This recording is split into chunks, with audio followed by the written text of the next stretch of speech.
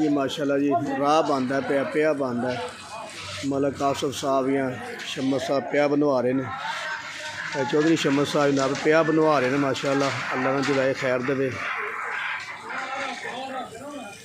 माशाल्लाह जी मौला कासफ साहब चौधरी शम्मद साहब पिया बनवा रहे हैं।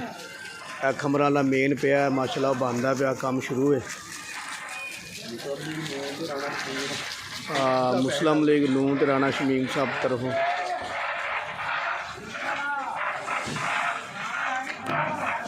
माशाल्लाह पिया बंद है जनाब सारा काम शुरू होया है।